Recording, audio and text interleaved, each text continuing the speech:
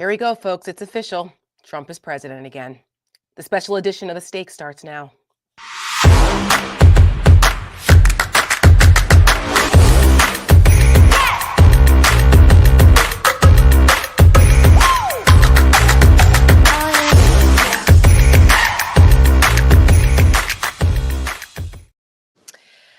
Well, folks, happy Martin Luther King Jr. Day. I'm going to start with that because, there is some poetic justice that today of all days where we need the inspiration and the wise words of Dr. King and his legacy to help us get through this. Because I got to tell you, folks, it hasn't been an easy day. It's been tough. Michelle and I have been, standing strong through all this and kind of the countdown to this day. It hasn't been easy. We like you feel this very deeply.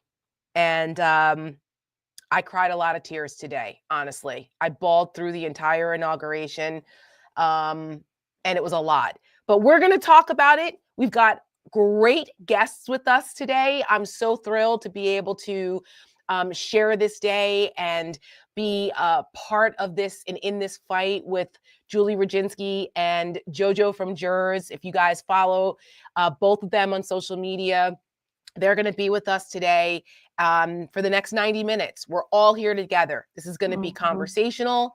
This is going to be, we can see your comments. So please, if you have questions, put them in comments, put them in the comments section. We're going to, try to address that and make it as interactive as possible. But we just felt it was important for all of us to gather and kind of just experience this together and encourage each other and lift each other up because it's official now.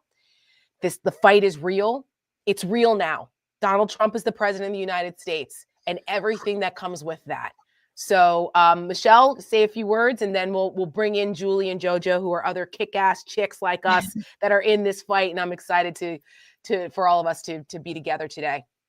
Well, thank you, Tara, for that lovely introduction on a very dark day. To be transparent with everyone watching, I did not watch the inauguration today. I have not turned on my TV. I have not watched really any clips. I know it happened. I got the New York Times and BBC America alerts on my phone. But it's kind of like checking my debit card bank account balance when I was in my 20s. Like, I know it's bad, but I don't want to look. You know what I mean? Like, that's kind of what today feels like. But 10,000 times worse and scarier. So I say all that with anytime I start to feel a little bit of despair, like really, really dark despair, I realize and I know that we are not alone. As bad as you're feeling, there are a million other people, probably more than that feel just as bad as you do, just as bad as I do, as bad as Tara does. So community is what is going to get us through all of this. Coming together, standing up, fighting back, not giving an inch. We can do hard things. We will get through this. But we won't get through it by sitting on our asses and saying nothing. That's so, for sure. That's why I like Tara thought that it was really important that we came together today to talk to each other, to talk to you and have this really cathartic conversation today. So, thanks for being here with us. We're really, really appreciative. Absolutely. And without further ado, let's bring in our illustrious fellow boss chicks. There we go. We got Julie Rodzinski and JoJoFromJerz. Ladies, I'm so glad that we're all doing this together. To Michelle's point, we need community. Other folks need to know that they're not in this by themselves. And frankly, no one's going to save us but us. So the more the merrier. And we're glad that we could do this collaboration today. And, Julie, I'm going to start with you. Just some of your initial thoughts. How are you feeling? Did you watch the inauguration today? Like, what's happening. And just for folks, if you do not follow Julie, please follow her. Also, please like and subscribe her Substack, Salty Politics. She's a fellow Jersey girl, just like JoJo from Jerz. It's 3 against 1 today, Michelle. I know. It's 3 Jersey girls against 1 New Yorker. I'm across the Hudson. All right, Michelle, you're on the wrong side of the Hudson. You know, a couple of things. One is I didn't watch on TV because I didn't want to give anybody the ratings, but I have to admit I cheated and followed it along in the New York Times. Because I wanted to see what he was going to say to make sure that it was going to be just as crazy as the American Carnage speech from a few years ago. It was actually crazier, if possible, because he feels he's been anointed by God or Jesus or whoever he's been anointed by since he got shot, allegedly. But the other thing I'm going to say is actually I didn't cry and I wasn't sad. I woke up this morning and I felt totally energized, and I mean it. I think I've gone through my stages of grief, and I wrote a Substack about this today, actually. But I feel like since November 5th, remember when we were kids, we were little, you kind of dreaded Mondays. So Sunday, like I would get really depressed Sunday night because I kind of think about all the tests I'd have to take and all the work I had to do. And Sunday nights were the worst because you just Sunday scaries. Yeah. Yeah. And then Monday rolled around and you're like, all right, you know, it's go time. Like I'm going to just go to school and deal with it. And today was kind of Monday for me in that sense, literally and also figuratively, because from my perspective, like it's go time, like enough of the self-pity, enough of the shock, enough of the depression, because you said it, nobody's going to save us. By the way, our friends in DC, they're not going to, they don't know what they're doing. They're not going to save us. And if we're going to take this party back and we're going to take this country back, it's going to be us. And it's going to be it's going to be women because we get shit done. And so from my perspective, I actually woke up this morning ready to rumble, ready to work, ready to just take these people back, take this country back, and take these people on and just let's go for it. Let's not sit around feeling sorry for ourselves. We've got to do it. 100%. Since this was Martin Luther King Day and in preparation, I've been participating in some events. And then, of course, a lot of the MLK quotes and speeches come up and people have been quoting him lately. And I used to do a speech for Black History Month called Living Your Legacy Now. And it was all about Martin Luther King and his legacy and what we can do now to live our legacy. You don't have to die necessarily to leave a legacy. You can start living it now. And one of the quotes about the do not wallow in the valley of despair, it's actually part of a biblical quote, but he was very adamant about that. And that's how I felt, right? Like today was the first day I've cried tears since the election, really, because it hit me they were tears of anger and of heartbreak at the same time. I'm so angry and watching, we were on a call with Michelle and Mallory, who's our national press secretary. And we were all on the call together, and watching Trump be inaugurated inside the Capitol Rotunda was just, it hit me at once. I was just angry and furious that our country would do this and disrespect all of what that hall means, the people who put their lives on the line, like all of those emotions came back at once. And then after I got done crying about it, it was the same thing. It was like, okay, that's it. All right. You know what? This is it now. It's real. We've got to suit up and get ready. Joe, I know you feel the same way because you're a tough broad from Jersey like us. So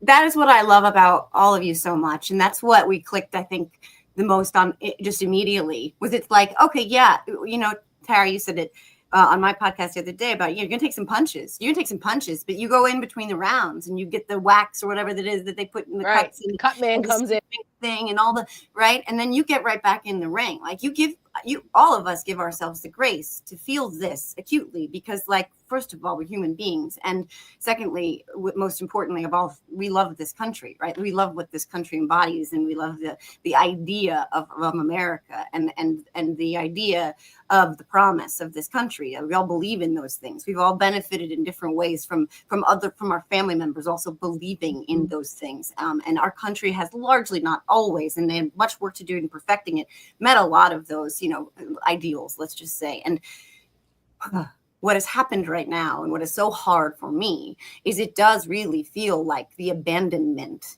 of the core of who we are. And as the mom, like the thing that activated me in 2016 related to all of this was that I couldn't justify to my own children how the bad guy could have prevailed in a case like this, right? How he would have prevailed over the public servant, good guy, so to speak. And I made a choice then to sort of right that wrong. And we had this moment, this blip, right, where we had righted that wrong. And now to be back here, it almost is unfathomable. But I, like all of you, right, like I had to take that minute this morning. I woke up with that pit in my stomach. I literally woke up, opened my eyes and went, oh no. Like it was like, it's here, right? And I thought I was going to be able to watch it. I thought I had the constitution and the fortitude to be able to watch it. And then I went to look at it and I was like, no, I don't. I actually don't want to see that, because what bothered me most of all, Tara, to your point again, that rotunda, what we saw transpire there just a few years ago is 1000% the worst of us. It was an attack on everything we hold dear as the foundation of who we are as a nation and what we supposedly aspire to be. And they destroyed it. They put garbage all over the floor. Feces and stole things, and they defaced it. And Andy Kim, who was there today, was on his hands and knees at midnight, cleaning up the rotunda, which, by the way, I can never visit without crying. I look up at that ceiling. Harry Dunn gave us a tour, my kids and I immediately looked up at the ceiling because Harry gives you this fun perspective where you take a picture, and I immediately started crying, and I am awe-inspired by it. So being smacked in the face, literally, really was how that felt by this visual, this stark visual. Yep. I did feel down and depressed, and I didn't cry, which is, I'm a crier. I had every other emotion. I did cry for a second, but then I let myself feel that, because we have to give ourselves the grace and space and room to validate our own feelings. And then I said, like you guys did, that's enough. Okay. I've done my crying. I've done my mourning. I've done my, squeezing the sky for why, asking questions. And I'm done with that now. Now it's time to get to work. And we've all been like this since before the election, right? Like, but really the day of the election day too, I was down and somebody sent me a text like, you got to get up. And I was like, I don't know if I can. Like, we need a minute. You right? need a minute. Yeah.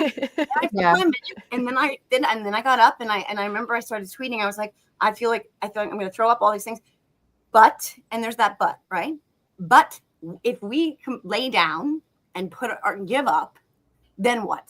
Then what? Then what do we say to our country? What do we say to our family members? What do I say to my children, right? Like, what? No, this wasn't worth fighting for because it's just too hard.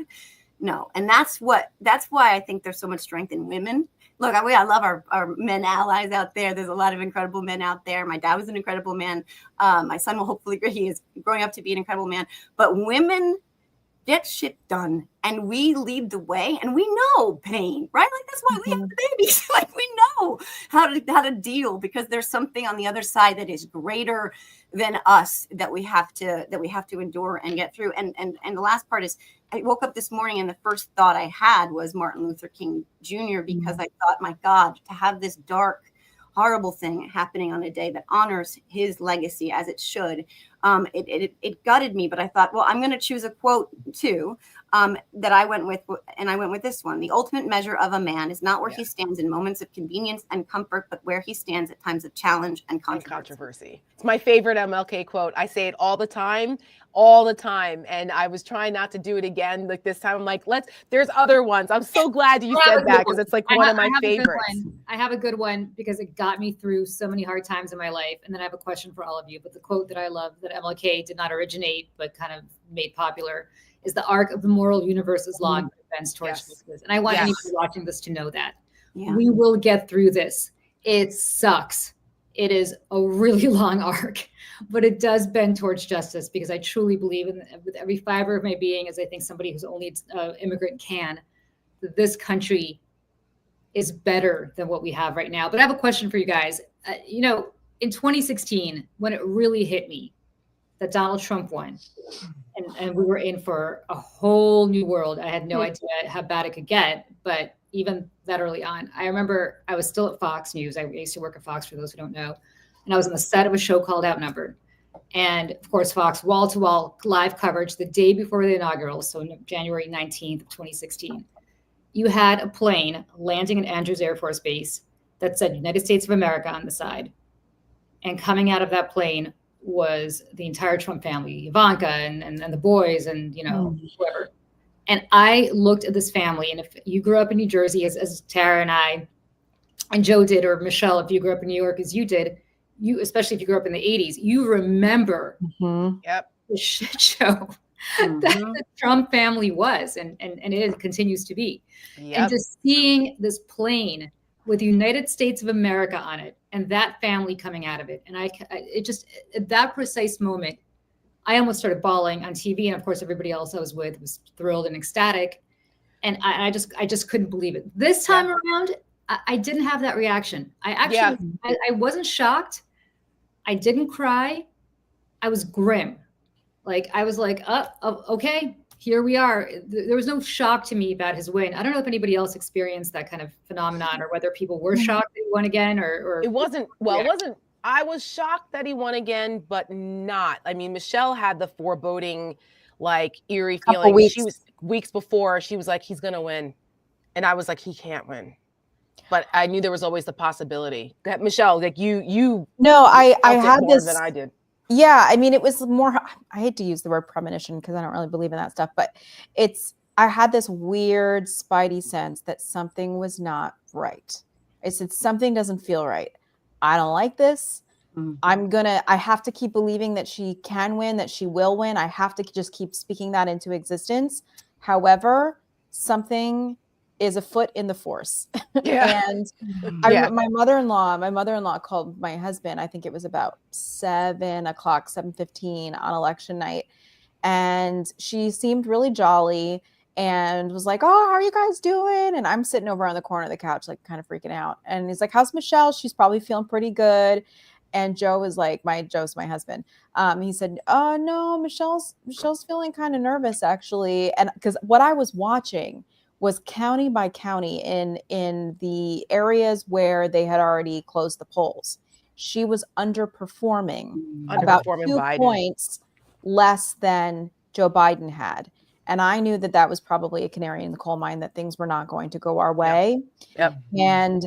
But they hadn't, it wasn't 8 o'clock. It wasn't even 9 o'clock yet where, the majority of them start to close on the East Coast. And so I was holding out hope a little bit. And even in our group chat at Seneca, we had some Dem operatives being like, no, like, it's fine. We got the blue wall. And I'm just like, and then we saw it go, just like in 2016. The blue wall just kind of fell down like that. And, my husband and I had a very similar experience on election night in 2016. We were with friends, and at 9 o'clock, we saw the writing on the wall, and our friends were, having a grand old time, listening to the Hamilton soundtrack, like singing or whatever.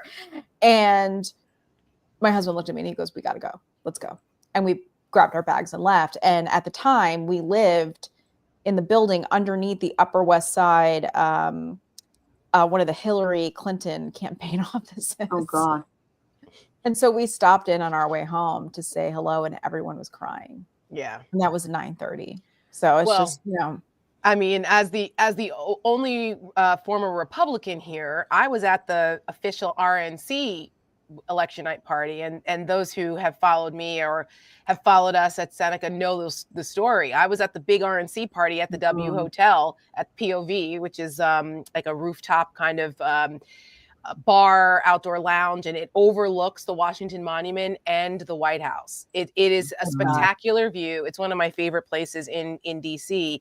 And we were there, and it was a weird vibe because a lot of the Republicans were like, geez, this guy's not going to win. You know what? Hillary wins, fine. We'll just reconstitute and we'll win in 4 years. Like, it wasn't like, nobody thought he was going to win. Nobody thought. And no one thought that by Hillary winning, he didn't think like he was going to win. No, that's true. Including him. That's true. And then when that started to turn, it was not a jubilant feeling in that room, which was interesting. I mean, of course, there's always the, like the bros that are like, oh shit, oh, okay. But for the most part, people were like, wait, what? It was like, what? And then by midnight, 1:00, we saw it was like pretty, like once Florida went, we knew it was over pretty much. And like I was under the at the W, I don't think they have this anymore. It's been a while since I've been there, but in the lobby, at the lobby bar, they had these like Andy Warhol style paintings of different presidents and people, and they had a Reagan one there. And I went under the Reagan. I can't find this photo, but I know I took it. I was under the Reagan photo crying. Yeah. And I was like, what have we done? What have we done? I was like, oh my God. And then, but the difference this time around, and I think this is kind of why it's like a weird gambit of emotions that we've all gone through, is that the dynamic is different. In 2017, at least there were some people around him that were like, all right, there'll be some guardrails. And there were people, God bless them, that stopped him from doing the craziest shit. And it was bad enough. But this time, it's different. So the resolve that we have to have is different. This is like a war posture almost, like in 2017, we there were still some traditional ways of fighting it, and it was like, okay, and we didn't quite know. And people, I mean, I knew, we all knew, but others were like, well, maybe. We knew very quickly that this was going to be a problem, and we just didn't know how bad. And I'm going to play our latest ad, Get Ready, because we feel like a lot of folks out there are not ready for the chaos that's about to ensue. We're starting to get drips of it with the executive orders that have come out already and all this crazy Gulf of America shit. It's starting. Mass deportations, it's starting. But I don't know that people fully appreciate it. Not sure they fully appreciate it. And sometimes they have collective amnesia.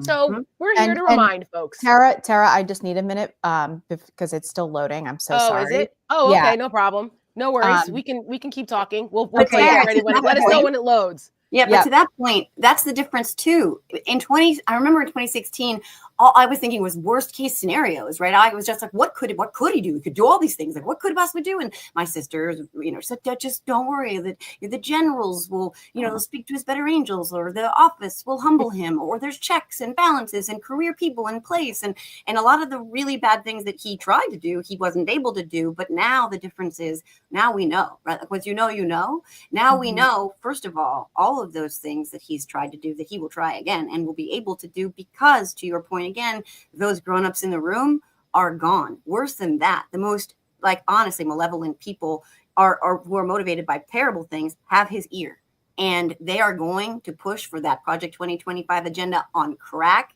and that's what we need to be ready for. That's what we need to be ready for and stay ready for. And one more thing to that, Joe, he's not, unlike 2016, he's not constrained by the law. Right. There's a hostile takeover of the Supreme Court that is now allowing him to do anything he wants. I mean, he's the only human being in the world, effectively, who's not constrained. Yeah. Even Vladimir Putin has to worry about, I guess, in the back of his mind, being brought up to The Hague at some point. Trump is the most powerful man in the world with absolute power and absolute immunity. And that's the part that I think people are, I think sometimes it's so hard to wrap your mind around. You don't think about it. And that's the one thing I kind of want people to understand. Like, I get the sense that you just don't want to focus on politics anymore. You need time off, like, for your own well-being, your own self-care, your own mental health. You just need to just get away from it. Whether you want to be in it or not, it is going to demand that you be in it, because it's going to come looking for you. No more than I can just, refuse to pay taxes. Like, I may not want to pay them, but guess what? The tax man's going to come look for me. Same thing here. You may not want to be engaged here. They're going to engage you, whether you want to be engaged or not. So we got to get back on that horse. I mean, that's the one thing I just have to just keep reiterating. We got to get back on that horse. I get the self-care, but we can't afford to do that. We don't have time for that. I mean, look, for some people have a different tolerance level than others, right? Yeah. Like, we're obviously freaks of nature in that we're able to do this, because, my husband is all the time, he's like, I don't know how you do this. I'm like, my mom jokes that I have alien blood, right? Yeah. Some of us are built differently, but the difference here, though, is that whatever that time period is for you personally, right? All of the people who are watching us now, who have supported us, who read our stuff and watch our videos, and who are looking to get back in it. everybody has a different level at when they get re-engaged. And but the point is, you have to re-engage. To Julie's point, you got to re-engage. And one of the points that we've made, and Julie, she's been a Democratic strategist for years and years and years. We were on the opposite sides of campaigns, I'm sure, along the way at some point, but we are all on the same page now, because the other side policy doesn't really matter right now. The other side of what's happening is legitimately a fascist movement. It's a fascist movement, and they are chipping away. I narrated I was thinking about this in the shower this morning. I narrated an Emmy-nominated documentary for the University of Virginia back in 2020 called Dismantling Democracy. And what is happening? Donald Trump and the Republicans are trying to dismantle our democracy piece by piece, piece by piece. And it's like, we have to be that bulwark. We have to be like, no, and take those little pieces and put them back. You're like, no. We're not going to let you just dismantle this here with no opposition. We have to, at every level. Republicans, they never stop. They never stop. And Democrats for years have just been like, okay, we're going to disengage. Midterms are in 2 years. We'll start fundraising and organizing and advertising and all that like a year from now, because people aren't paying attention. No. That's part of the reason why Republicans have beat the shit out of Democrats at local, state, and local levels for years, and now at the national level, because they were behind the eight ball. There is no taking a break for more than, you can have a week or two, maybe even a month. That shit starts right now. The midterms start now. The other side never stops, and we can't either. And that's I think, a lesson that I hope my Democratic friends understand. And I hope that people who are like, I can't deal. All right, but just know that the enemy never stops. Never. So we can't either. Yep. We're ready if you'd like to watch. Ready? Okay, we're ready. Yeah. Get ready. Stay ready. Ready is the theme right now. Okay. Let's show it. Mass deportation. Largest deportation program in American history. Travel ban. Muslim ban. Confusion erupted at airports. Clearing the streets of peaceful protesters. This is now a political stunt. The president saying, why don't we nuke them? Floated the idea of buying Greenland. Not ruling out military force to acquire Greenland. 30,000 separate lies. Flushed printed pieces of paper down the toilet. Lavish spending. Ethics investigations. Extortion. Bribery. Brazen influence peddling. Threatened to withhold aid for California wildfires. The president isn't leading. Poor me. The president caved. Disclosed highly classified information to the Russian foreign minister. Seeming to grovel in front of Vladimir Putin. He was not the patriot he should have been. Americans are dead because the president delayed. Refused to act. Ignored those warnings. There's no vaccine that is safe and effective. Go have a good time, Bobby. No guardrails. There are no independent agencies. Surrounding himself with loyalists. Answer to President Trump. We're going to come after the people in the media. They should go to jail. We are watching an attempted sedition. I am your retribution.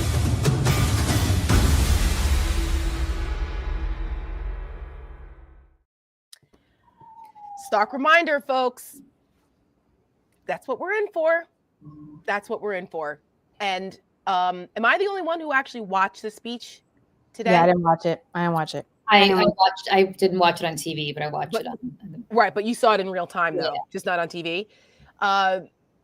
Even though we all remember his first inauguration speech, the American Carnage part of it, they were very clever this time to try to say, he tried to claim that he's a unifier, that we're bringing the country together, that this is going to be they're ushering in the golden age. These are all, Julie, you know this, all very purposefully used phrases to try to mask and soften the actual things that they're trying to do, which is make this some kind of religious calling, like theocracy, this Christian nationalist populist undercurrent of Donald Trump's presidency, that is this chipping away at democratic norms and institutions under the guise of this calling from God. He said some pretty scary shit today during his speech again, that I think that the media and others are downplaying to try to make it seem as though, this is a different tone from Donald Trump. Yeah, let me tell you, I interviewed a filmmaker named John Long last week who produced a movie called Fight Like Hell, which is about the January 6th debacle. But the movie is actually a lot more than just that. It's about the movement leading up to January 6th. It's a documentary, right? Documentary. Yeah. And it's excellent. Strongly recommend if anybody wants to watch the interview, go to my YouTube channel, Salty Briefing, and take a look at it. But what's interesting about what he showed is that the rest of us, I think a lot of us, are sitting around going about our business. We've got kids, we've got pets, we've got husbands, wives, partner, whatever. We've got shit going on. These people, and by these people, I don't mean the crazies that showed up on January 6th, because those people were completely set up by the people who really masterminded this. You almost feel sorry for the people who showed up because they were so programmed to act like the savages they acted as. But I'm talking about like Ali Alexander and guys like that, people who were at the forefront of the Stop the Steal movement. They said consistently, and this is footage from before January, I mean, this is footage from even when the election first happened, that Donald Trump was going to be back in the White House. He was going to be back in the White House either on January 20th, 2021, or he was going to be back in the White House today, January 20th, 2025. But he was going to be back. They had no doubt. It was a religious calling. Yep. Jesus's name came up more than Donald Trump's did. Jesus wanted him back in the White House, and he was going to put him back in there, irrespective of what the voters wanted, irrespective of what our election system mandated. He said it today. God saved me so I could make America great again. And I think people on our side underestimate the planning and the conviction that goes into this movement. This is not a political movement. It's a religious movement, because political movements, look, I mean, there are people who love Barack Obama. They thought he walked on water. They got him elected. He served for 8 years, and now nobody really thinks about Barack Obama much anymore. This is not just a political movement. This is a movement from God in their minds. Mm-hmm. And Trump, who is the least religious person on the planet, but nevertheless knows exactly how to use this in order to get this done. So a point, Julie, about that, just real quick, because you didn't watch. Oh, well, did you watched it on the New York Times? You saw that Trump didn't put his hand on the Bible. I did. Of course. I mean, give me a break. I mean, he didn't put his hand. For those who did not watch, Trump did not put his hand on the Bible during the swearing in today. Sorry, I didn't mean to interrupt you. Sorry, Julie.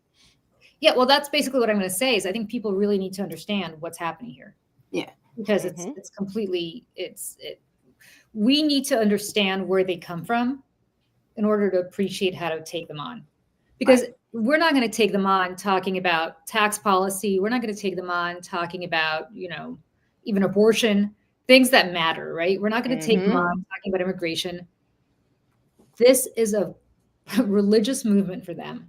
And unless we come to it with the same fervor, I'm not suggesting that we all of a sudden become Christian nationalists, because that's never going to happen. But I'm saying if we don't come to it with the same fervor, the same planning, the same constant vigilance, and make this a 24/7, 365-day-a-week project, we're not going to have a democracy left in 4 years. And we're not going to win any elections in 2 years. I mean, it's kind of miracle that didn't pick up the House this time around. So that goes to show that we're not quite prepared to take them on again in 2 more years.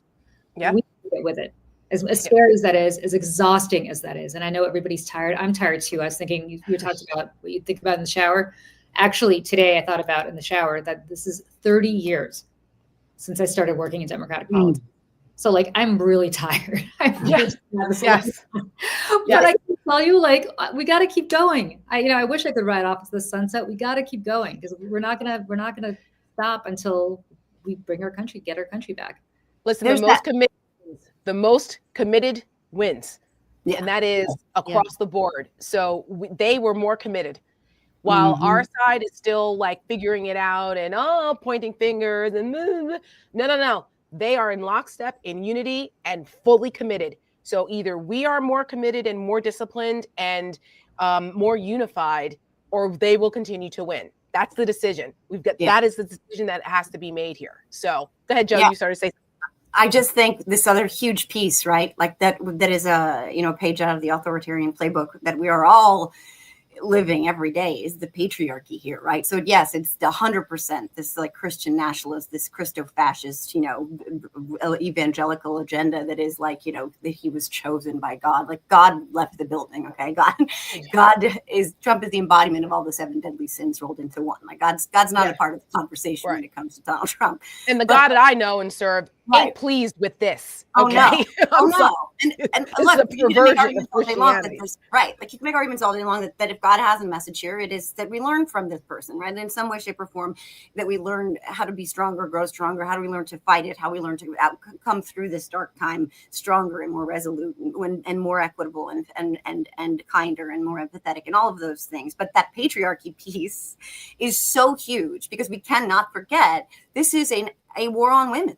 We have now elected a man who bragged about sexual abuse, doubled down on bragging about sexual abuse, was found liable of sexual abuse, and he's surrounded himself with a cabinet of men, let's just use that word loosely because I don't consider them to be the gold standard of what a man is, of more sexual abusers. Our Secretary of Defense could very likely, that person is a sexual abuser. God knows Elon Musk's track record is horrific. So he's surrounded himself with just more of that and more of this environment where women are relegated, subjugated, depressed, maligned, stripped of their rights to bodily autonomy. And that's very intentional. That patriarchal piece really works to their benefit because they know the power women have.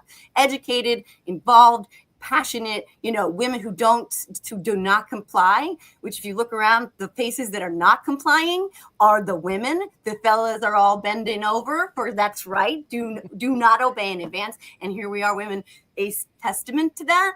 But like, I mean, they're not playing. And if Project 2025, I know I keep mentioning this, but if those things really do go into effect, women need to wake up. Because, it's not if, Joe. It's when. It's starting already. The executive orders are they're piling up. Yep. And he's women, already starting. Again, white women, you need to wake up. Okay, think of all of this as a ballot measure you actually support. Okay, I wake up. And think about your country, think about your future, think about what women had to do to get you where you are, and then come together, cross the spectrum. Like you said, you don't have to do politics. Politics is going to do you. You have a choice. You're going to lay down and take it, or are you going to get up and say no? Like, that's the thing. That's the thing we have to remember that we can do. We can find That's actually good. Michelle, do we have We Won't Go Back loaded? Do we? We should play that at some point because I think it's a good reminder. I don't, but I'll load it in. Let me load it in. Okay, yeah. We'll play because that's so true, Joe. And I'm glad you brought that up because for us as women, we started the Seneca Project because we felt that regular everyday women really didn't fully appreciate, again, what was at stake. Yeah. A lot of women who are paying attention were like, holy shit. But there were also a lot of women who were just living their lives, taking care of their kids, working, running their households. And they were just like, oh, it won't be that bad. It's never been that bad. And okay, people thought that for 40 years until 50 years until Roe was overturned. They thought that would never happen either. And that was kind of a smack in the face. And we were like, oh, shit, okay. But then they thought, all right, well, we voted for our ballot initiatives, or it's not going to happen in my state. Those are the crazy people in Texas and Idaho. No. Okay. The people, again, the most committed wins. That movement was committed for 5 decades, and they finally got the result they wanted. To Julie's point about a complete hostile takeover of the Supreme Court, that's something I can tell you as a Republican was one of the biggest issues that we would always, even at state and local levels, we would say it's important to pay attention to the judiciary. We have to get our judges because all those liberal judges and those circuits, we got to get rid of them. Who you vote into office matters for the judges, for the Senate race and for the president. They get to pick the judges. And it was like, oh, that was always, even at like school board race level, we would have people paying attention to the judiciary. So it can happen. And for women, we were like, we want to, that's why we call our show The Stakes. We wanted to explain and show women what was at stake.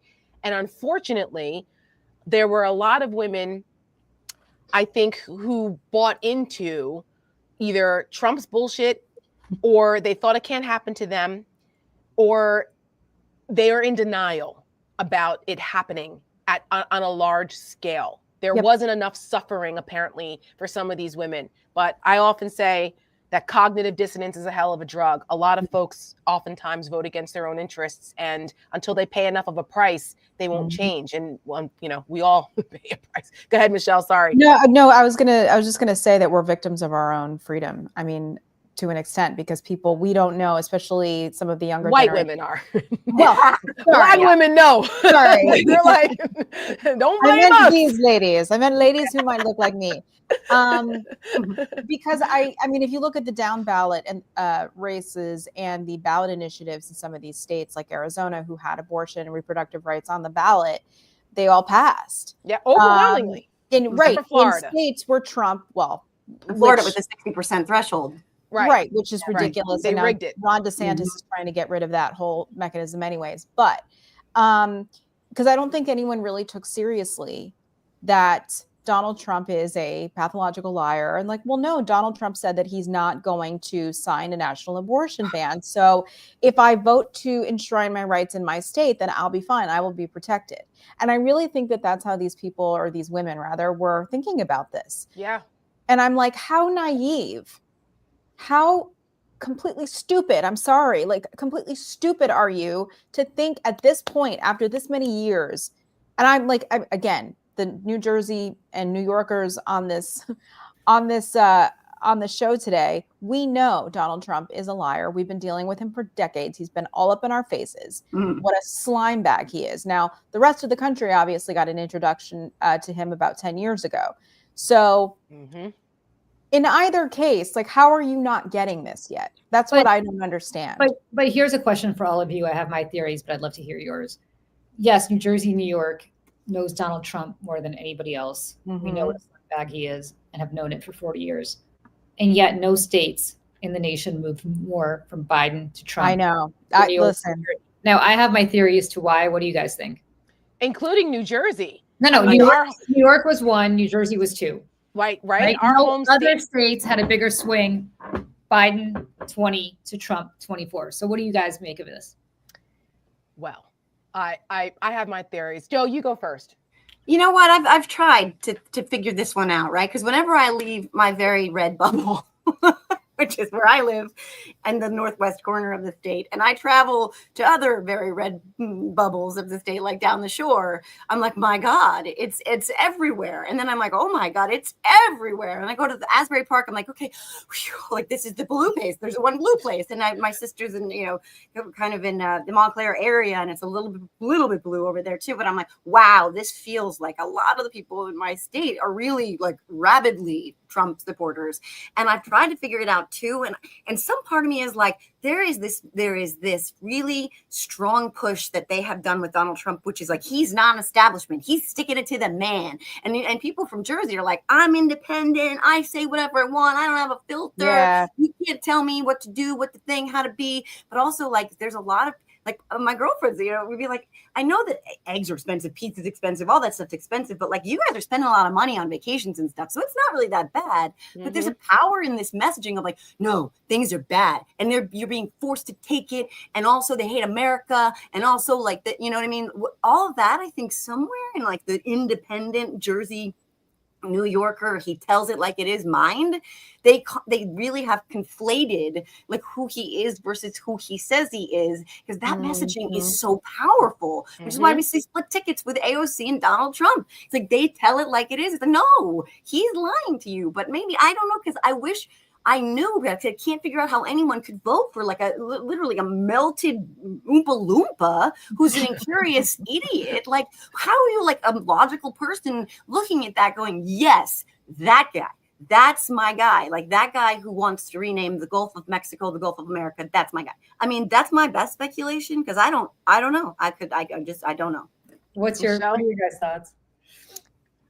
I mean, I think part of it was just lack of turnout. I mean, I think that was part of it. I think if people showed up enthusiastically in these areas, I think it would be different. I mean, luckily, the island of Manhattan, I was looking at the New York Times precinct map the other day, and I was like, whew. But even the precinct that I live in, which was like, is very Democratic, obviously, instead of 90-10, it was like 80-20.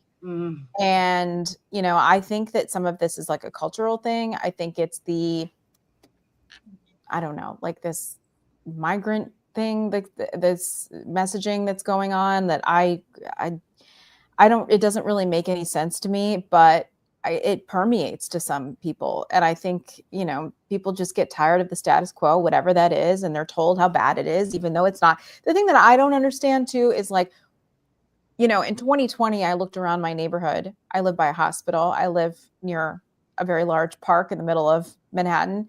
There were thousands of people dying in my city every single day. And we were left to die. That's what they said. Let the people in the blue states die. And at one point, New York City was the epicenter of a global pandemic. And just wait, don't wash over that point, Michelle. I think it's important for people to remember, as LA is on fire and people are, you know, thousands and thousands of people, not just the rich people, regular everyday folks have lost everything. Yes. Donald Trump made a conscious decision multiple times during his presidency to punish where he thought were blue areas, using the power of the presidency and of the executive branch to withhold aid and resources to people who were suffering from either natural disasters or COVID because they did not vote for him. Yep. What the cruelty of that is pretty remarkable that people just cast that aside. Go ahead. And no, it's just, you know, we all have collective amnesia. I think you know, it took a while for the city. I mean, Julie, you know, it took a while for the city to come back. It's still fighting for its identity, I think. And the fact that we have a very horrendous mayor right now is not helping either, especially one that wants a pardon for committing federal crimes. And I think that, you know, I don't have a crystal ball. I don't know. But if I was a betting woman, I would say that this immigration raid plan in the coming weeks and months will be directed towards blue cities and blue states, not blue cities and red states. I would take a guess that Donald Trump will be a little bit, and ICE will be more lenient on red areas and farming communities because they know that those are their you know, safe areas to hold on to power. And then they'll try to make an example out of us, like everybody else. I mean, even though, you know, we are cities and places. I mean, this country was built by immigrants, you know, not just in its entire history, but especially in the last 100 years. I have had 1 million restaurant jobs in this city. I have worked with all kinds of people from all kinds of places in the world. They're some of the hardest working people I've ever met in my life. And the fact that they're going to be targeted and hunted by these people, quite frankly, makes me sick. And I hope that places like New York City, Chicago, Los Angeles will become safe havens, and that people, you know, individuals, not just governments, individuals will be the first line of defense against this really inhumane practice that's coming our way. So I have like mixed feelings about all of it because I worked on federal immigration reform when I was on Capitol Hill as a staffer. I was on, for those who are new and are just joining us, I worked for a congressman from California. Being from the North Jersey area, I too grew up around immigrants and didn't really think that the problem was as bad as it was not living in a border state. But then I learned about how broken our immigration system really is. And it is. It is completely broken. The problem here, and coming from a law enforcement background, you know, I'm like, yeah, border security, we need to fix this. Our border patrol is overwhelmed and understaffed. There were a lot of policies that, you know, like catch and release was terrible. Like, what are we doing? There were a lot of things that didn't make sense to me that we should have been fixing, because both sides had certain incentives not to fix it. And for different reasons, right? But then as time went on, and as someone who advocated for Border Patrol agents who were unjustly prosecuted for shooting an illegal alien drug smuggler, and they were facing 11 and 12 years in prison, and got a presidential commutation for them and got them out, and I'm very proud of that. I got to learn kind of the ins and outs of this, and I saw the humanity. There's another side of this. There is a humanity factor in the immigration debate that has gotten lost because of all of the other stuff that doesn't make sense, right? The criminals, the gangs, again, like catch and release, people taking advantage of the asylum system, people taking advantage. And it's not just the brown folks coming from Central America. People forget that 40% are visa overstays. Those aren't the people coming from Central America, okay?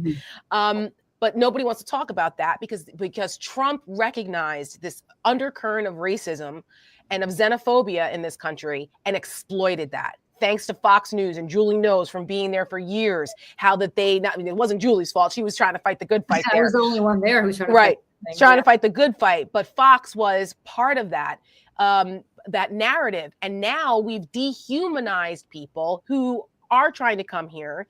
And then you see that there are problems with it. And it's like, there is nuance. This is not an easy fix. There's nuance, but that is gone because Donald Trump and the inhumanity and the cruelty is the point kind of tough guy, get these people out of here and they're taking our jobs and otherizing people has completely overtaken any common sense approaches to immigration.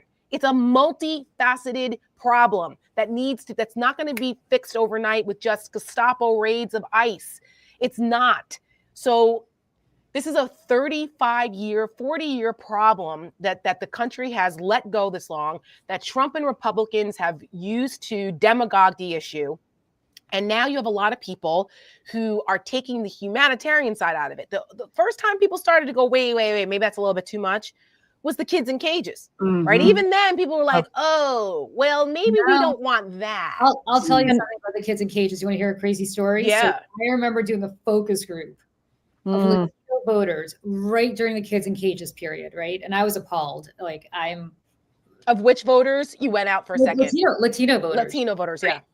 And I thought they would be as appalled as I am. And you had a whole chunk of Latino voters who were saying, if they don't want their kids in cages, they shouldn't come here illegally. At that point, I was like, something here. Yes. I love focus groups because it doesn't matter what, they always shock me. But I mean, you have a strong undercurrent, which is why I think Trump did so well among Latinos, because you do have a strong undercurrent of Latinos saying we came here the right way and these people did not, and why did they get to cut in line? And which I get. I personally get that. It's a strong argument. But it's how you do it. It's how you do it. I have a different. Look, as I said, I'm an immigrant myself. I came here legally because at that point, the United States government was allowing Soviet Jewish refugees to come here, no questions asked. And I always thought it was an accident of birth that I'm allowed to come here, allowed to become an American, and they're not. And I live in New York now. I have actually at the end of my block a shelter for undocumented migrants, and it's women and children. And I look at these little kids and I look at these little boys who always look at me walking my son to school. And there's this one boy who I remember was looking at my son's Nikes very, very, very carefully. And I knew exactly what he was thinking because that's the same look I would give kids when I was little who were American when I first got here, which is, oh my God, I would give $1 billion to be my son Zach so that I could have these Nikes, but more importantly, to have the stability of going to school every day and not thinking about somebody yanking him away from his house, from his parents, from anything else. And so I see that, and it just, I guess I live that experience. But I will say to you, here's my theory as to why New York and New Jersey did well for Trump. I am of the very strong belief that if you are a legislative Democrat, if you are in the House or the Senate, you don't give them a vote for anything. They want to canonize the Pope. You don't give them a vote for that. Nothing. They have the majority. They can do with it what they want. Become Mitch McConnell, who was the greatest leader in terms of political greatest leader of my lifetime. Yep. He obstructed, and now he's got a Supreme Court. And now Republicans control everything, and that is in large part due to Mitch McConnell. So if I were Democrats, I would stop with this bullshit that John Fetterman and others are doing right now, which is we can work with these people, Lake and Riley Act, which is the worst bill of all time, and actually think about the fact that if you want to be in the majority in 2 years, you gotta. They're in charge. I mean, they control everything. Let them do what they want. However, if I were a governor It's the opposite. You got to deliver. Yes. Michelle, you touched on something that I think is absolutely true. We have a horrible mayor here, Eric Adams. I voted for him because the alternative was Curtis Lewa, who's nuts. But I did not. It was ranked choice voting, so I guess he was. No, I know. But even on general election day, I walked in. I was like, I refuse. But yeah. Anyway, I did, and I remember walking out of there. My husband and I walked out of adjoining booths, and we looked at each other, and both of us said, "We think we just made a big mistake." But nevertheless, here we are. We have a governor, both in New York and in New Jersey, who I can't. If somebody gave me $1,000, I could not tell you what their accomplishments are, how they've actually delivered for people. And I think that's something that if you're an executive in democratic states, it's all on you now. You've got to deliver. You got to put your name on everything. If there's a highway that's been, there are highways coming online right now, and bridges and tunnels that Joe Biden and the Democrats have built, which Donald Trump will take credit for because they'll be online in the next 4 years. If you are a governor in any democratic state, you better slap your name on that project, on that road. And you better take credit for it in real tangible ways. Yeah. And I think the problem in New York and New Jersey is that you have Democratic governors who did not do anything that voters know about in real tangible ways. And maybe they have, and I just am not aware of it. But I think it's really important, and certainly the same goes for New York City with Eric Adams. That's why I think people go in the subways in New York and they get scared. Right. And people, walk down the street and they're uncomfortable with the homeless issue. Which, by the way, is a mental health crisis and not necessarily. I don't know if you've noticed, Julie, like on the subway platform lately, people aren't standing near the edge anymore. They're standing all against. I mean, I never have because that shit scares me. But I've noticed because there have been some crimes of pushing people lately that everyone's against the wall now, and I'm like, well, yeah. But I mean that's part of it. That's part of it. Can I just pick up on something, Julie, that you said real quick, because it just occurred to me too that it is so important, because I look around at some of the successful Democrats like Tom Suozzi in New York 3, and I say to myself, Tom Suozzi talks to people who live in his talk to his constituents in real terms about real things that are actually impacting them, whether or not that is popular with the big D Democratic Party messaging or not. What you can't just insert Democratic opinion here that is too spicy for the rest of the party, because you're not supposed to talk about the border because we're Democrats and everything's fine. And it's like, well, sometimes actually living in reality, which is to your point again about the subways and about a lot of other things, that's actually a strength for you, because then the people listening to you go, oh, he sees what's actually happening here. Yeah. These things bother me and I feel crazy because no one else seems to be saying these things are a problem. But like, I'm standing all the way back by the wall, which I always did too, because I'm a freak. But yeah, but like I'm talking about the subway and I'm a Democrat, so I'm not supposed to talk about that. Like, as a social media person, I'm not supposed to talk about that stuff, because it's like, oh no, that'll get you canceled. But we have some Democrats who out there get it and they win. And you have, you're so right, because you have these bail reform laws in New York, and everybody's like, you can't talk about the bail reform laws. You might be racist too. You might be racist if you talk about bail reform. And no, it's not a question of racism. It's a question of people feeling unsafe. Right. It's common sense. It's common sense. You're not racist if you don't want to get shoved into the subway by some guy that's out on bail for the 15th time. Yep. And or stabbed or whatever else is going on here. That's exactly right. And by the way, nobody talks about it, Joe, to your point, because people are so afraid of getting canceled. I mean, that's got to end. The first person who raises their hand and says, hey, I hear you, Michelle and Julie and Joe, when you ride the subways, I hear you that you're scared shitless of somebody shoving you onto the track. I have a 12-year-old who sometimes takes the subway by himself. Guess what he thinks about every day? These are the kinds of things that you just don't. If somebody just acknowledged that maybe you're right to feel that way, that things are not just kumbaya and things are not just great. That's how Democrats need to start communicating. And not use terms like, the unhoused or, these stupid terms, Latinx. We've talked about this, right? Like, say it, but also don't like cancel people for not saying it. Like, that's kind of where I'm at. It's just like, okay. There's no time for that. That doesn't that's not the real world. That's ivory tower, superfluous bullshit. Well, and it's like signaling, right? It's the virtue signaling. Like, I have no problem. I have no problem if you put she, her pronouns after your name. You know why I don't? Because if I address you incorrectly, just correct me. And if I'm not an asshole, I'm not going to repeat it, right? Right. If I insist on calling you by the wrong pronoun, then you probably should stop speaking to me because I'm just You a jerk. probably are an asshole. Yeah. And this is what Trump, right? But like, I don't need to virtue signal that I'm with you. And this is what Trump does. And this is, he exploits this stuff. And and regular folks, and especially people in Jersey, part of my theory about why Jersey and New York, in addition to the all politics is local and personal, and if you don't feel it personally, then and someone makes you feel it, personalizes it for you, you're going to gravitate to that person. Trump was a genius doing that because he was beamed into, he's a TV reality con man. He knows how to produce good TV. And we are now living in the hellscape of the Donald Trump reality show, and everything is being produced that way. And people, unfortunately, the masses, the road to destruction is wide. And the masses are easily led astray by the shiny objects. And if you personalize it, and I am your retribution, I am your champion, they're coming after me because they're really coming after you. Like that stuff, the way he crafted that, he gave people a voice, and he gave the lowest common denominator part of us a voice. And in New York and New Jersey, I think there were a lot of people who, that's right, we don't take any shit. Okay, fine. But at the same time, there's a certain grievance. Like when people have grievances, Donald Trump is the grievance monger in chief.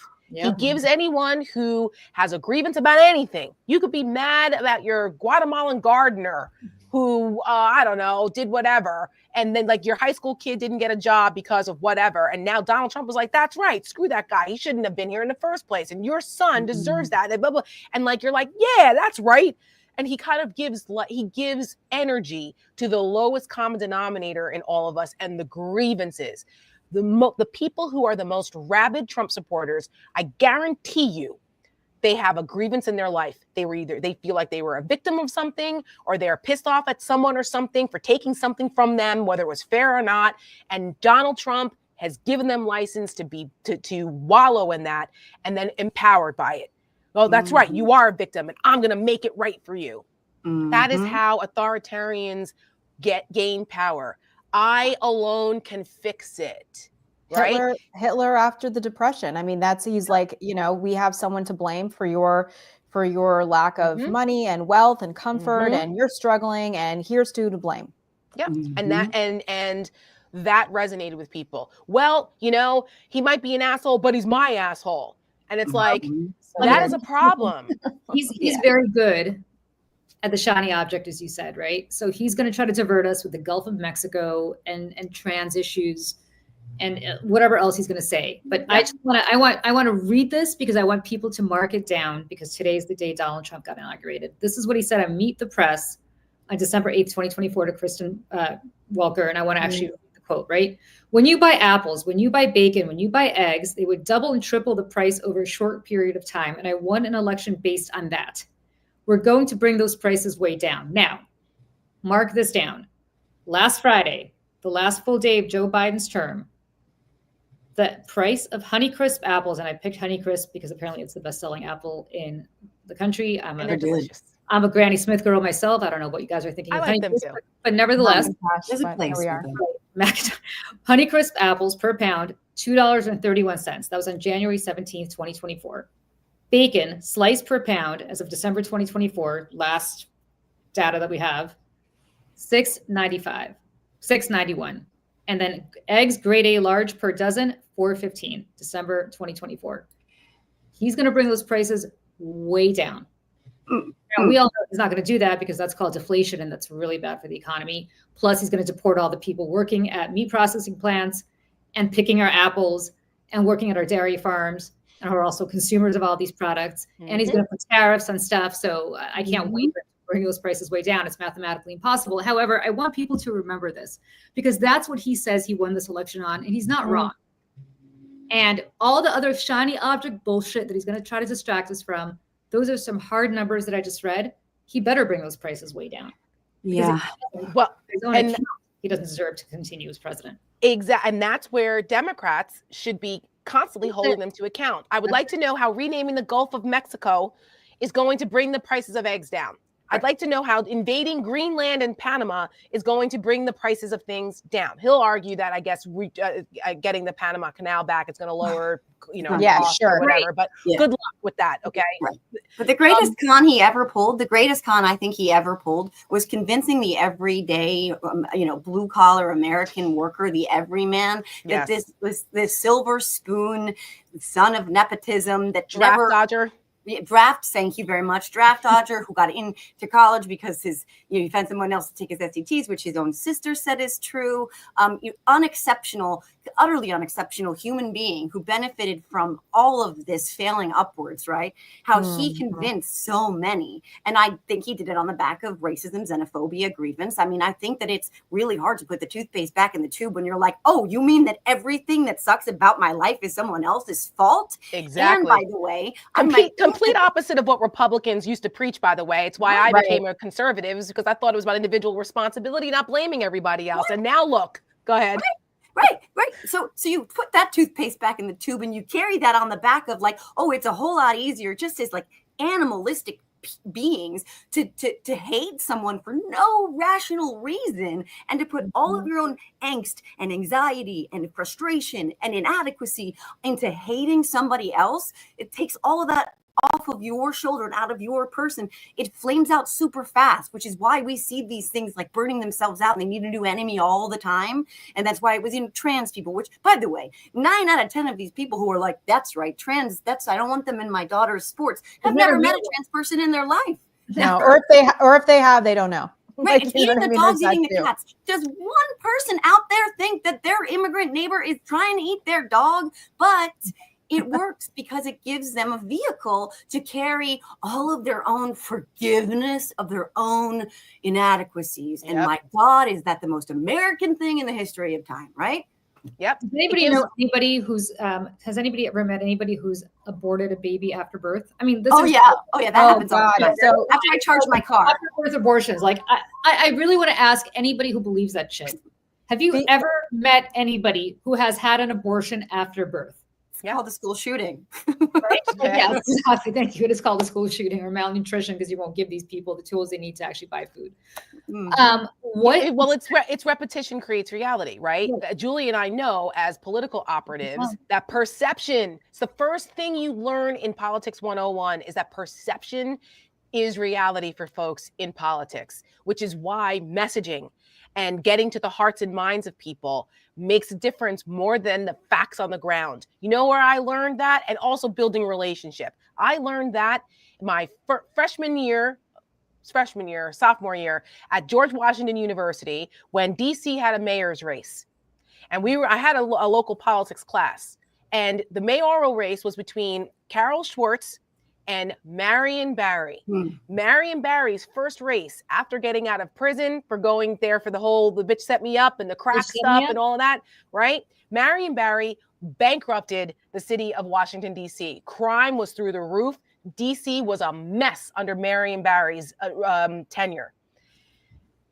The mayor after him, Sharon Pratt Kelly, tried to clean it up, but there was too much going on. D.C. was in shambles in 1994. Well, Marion Barry decided to come back. And I was like, how is this possible? Yeah. The city's in shambles. It's bankrupt. The DC police department's in shambles. The school board's about to get taken over. The DC housing department's about to be taken over into federal receivership. Why would anybody ever reelect this guy to be mayor again? You know why? I learned from going door to door doing lit drops back in the day, where I used to actually talk to people and hand them literature about the candidate, where people said, oh, Marion Barry, listen, he's the people's mayor. He gave my kid a summer job. Oh, you know what? Marion Barry came to my uncle Jerome's funeral. Oh, Marion Barry, he helped get my mama a government job. Oh, well, listen, it happens. People, I've got my cousin and them slipped up with a woman and cracked. Like people made excuses because of the personal relationship he had and what he did for them. It didn't matter that the rest of the city was actually in shambles because of his terrible governing style, but people felt they got something from him. Same thing with Donald Trump and the stimulus checks. Donald Trump put his freaking name on the stimulus check. That he had nothing to do with. That he had nothing to do with. Crazy. Right? That he didn't even really want to do and had to be convinced to do because it was smart politics. But he put his name on it, to Julie's point. Every single infrastructure thing that they did, it was the Donald J. Trump bill of whatever the fuck. Okay. Donald Trump would stick his name on a pile of dog shit if he thought it would get him a vote or a dollar. Dog shit. Let me tell you something about this Gulf of Mexico thing, which I like. Again, if you live in New York, this is so obvious to you. This is typical Donald Trump. Yes. Sticking his name on stuff and taking credit for it. Yes. I remember when I first moved to New York about 20 years ago, my realtor wanted me to look at these apartments, which if you know New York, there are these high rises along the West Side Highway. Riverside Boulevard. Yeah. And I was like, I don't really want to. It wasn't really my neighborhood, but yada, yada. He insisted that I look at these apartments. They are like the worst. I'm sorry if anybody lives in those apartments. They're not that nice. Most shoddiest, awful construction of all time, which by the way, Donald Trump had nothing to do with. He's not a builder. Nope. Last thing he ever built was Trump Tower. Right. He just leased his name to put on these towers. Yep. Which, by the way, now when he became president, they actually voted to take. Yeah, Keith Olbermann, I think, sold his condo in one of those buildings. Yeah, I think right. But the bottom line is, this is what he does. He sticks his name on stuff that other people produce and takes credit for it. Yep. So when this infrastructure plan comes into effect and all of these jobs come online and all of these, it's going to be infrastructure week, finally, every week in the Trump White House, because he's going to take credit for every single thing. And that Biden did. That Biden did. If you remember, he told people to vote against it. Yes.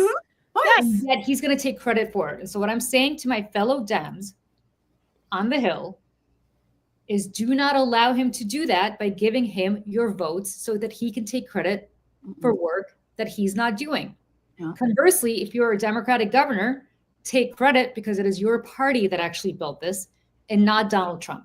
That's exactly right. And, you know, and that's why, like, for us, as we are approaching this, right?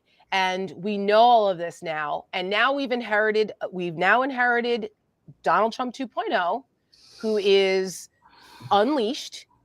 And we have to continue to inform people on how to stay focused on it, not to get distracted, but to focus on what's important to you and your community and hold your representatives accountable, because they do still work for us. We say this all the time because people are like, how do we fight back? What do we do? Like all of these norms and institutions that Trump is destroying. Like today, he took the decency that we're now losing, that Biden is gone.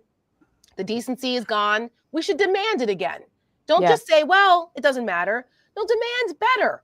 Don't just accept it. Demand better and call your Democratic representatives or call your Republican representatives or organize around it and demand better. They took the flags. Now they're back up, full staff, full mast, because it's supposed to be 30 days to honor Jimmy Carter. But Trump was like, no, I want them back. And he signed an executive order saying that they always have to be flying at full mast, full staff. He's such a baby. He's a child, right? It's crazy. So like all of these things. The flag is up. Like, are you kidding me? Like, why? I mean, it's small in the pants. Like, seriously, just giving serious. Like, really, you need a big giant erection, like, to prove that you're a big man. You don't. Like, come on. It's so unbelievable how fragile these guys are. But again, for us as women, we're like, nobody has time for that. Nobody has time for that. And that's why I always joke. I'm like, that's why God made sure women had babies, because we can multitask, have babies, and keep it all together. Men forget about it. We love our men, but women know how to get shit done. And that's why for us at Seneca, we're still marching forward. That's why what Joe and Julie are doing in their respective platforms, they're doing it. That's why we stay tuned, everyone. We may be joining forces for something. So make sure you like and subscribe to everyone's stuff, because we will be announcing that very soon. We've got to do this as collective voices to start arming people with how to fight this and to hold Democrats accountable and also the Republicans. But we've got to make sure that we are arming and informing people and inspiring people to keep the fight going. Because if we don't, we cannot rely on the mainstream media.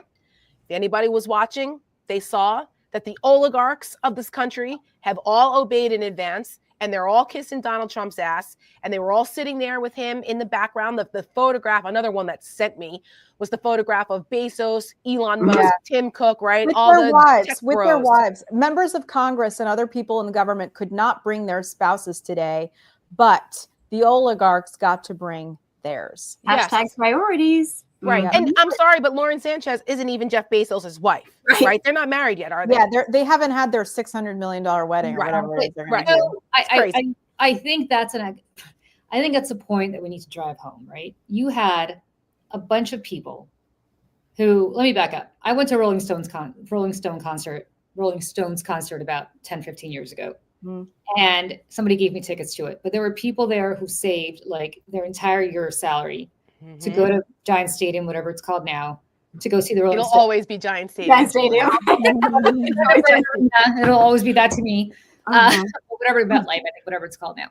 And they effectively, these people saved up for like a year because their tickets were really expensive. And the Rolling Stones put on a really bad show insofar as they played for their allotted period of time. And then as soon as the clock struck, whatever, they like mid-song basically got off.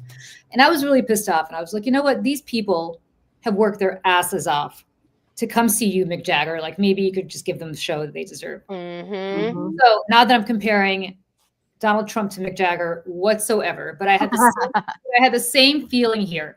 You had these MAGA people saving up. And if any MAGA people happen to be watching, listen to me. You saved up for I don't know how long to go to DC, go on the National Mall to watch Donald Trump get sworn in as president.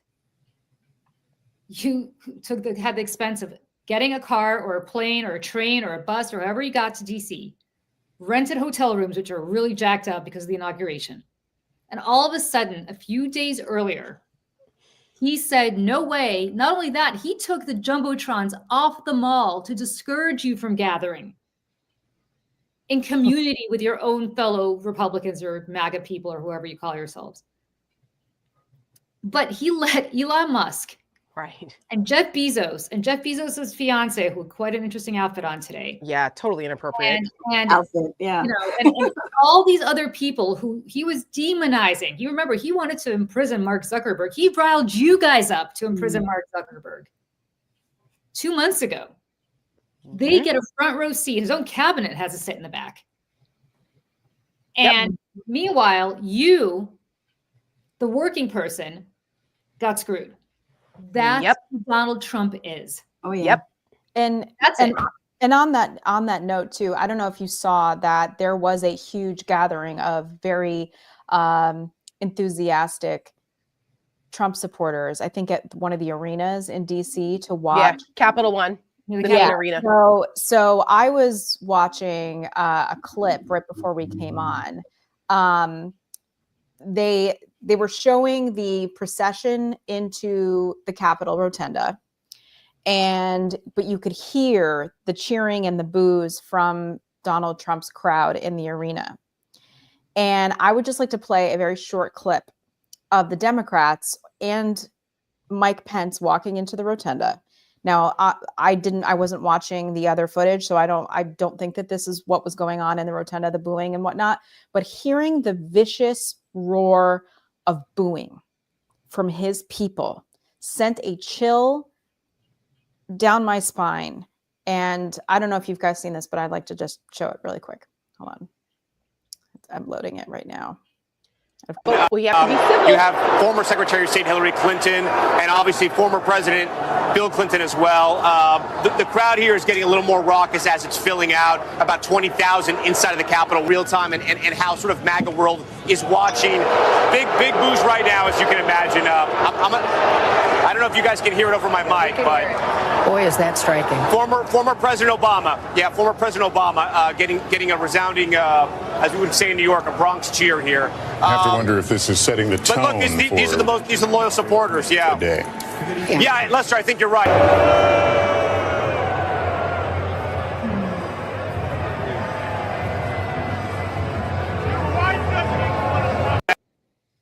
So yeah. So you know what? I'm glad you showed that, because this goes back to the whole thing that I have felt that it's been very frustrating for me as someone who is an institutionalist, I've struggled with how many of the institutions we should like make sure we don't let them ruin forever, and where we should finally be like, enough is enough. And if I had been a member of Congress or a head of state or whatever, I would not have attended the inauguration today. I would not, because I have been very clear about how I feel about Donald Trump. We all have here. And we cannot sit there and say that MAGA and Donald Trump is fascism, authoritarianism, that he rivals Hitler in his tactics and all of this and his attitude, and then turn around and be like, welcome home.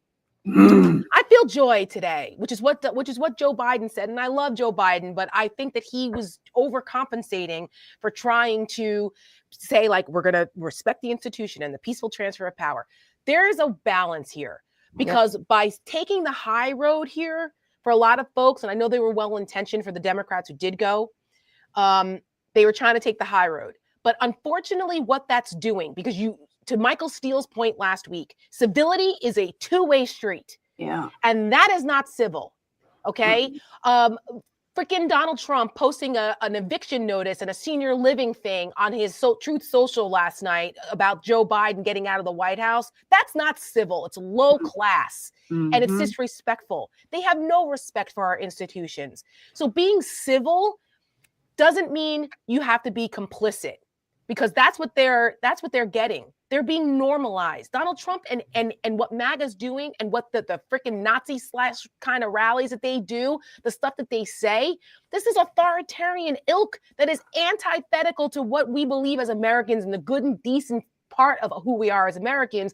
He's chipping away at that, because you can't be civil if it's not civil on the other side. So, and you didn't have to, but that's why it's the other thing. And then I'll sorry, Michelle. No. Sorry. Like Obama yucking it up with Trump at the Carter funeral. People looked at that and went, well, he must not be that bad. Obama was over there cracking jokes with him. Yep. Meanwhile, Trump, Michelle's not there today. Right. Michelle's not there. Nancy Pelosi's not there. AOC's not there. There's a lot of folks. I have a clip. I don't know if you've seen this. Hold on one second. Let me open there's a lot of folks not there. And I'm glad you showed the juxtaposition of what it looked like before. But go ahead.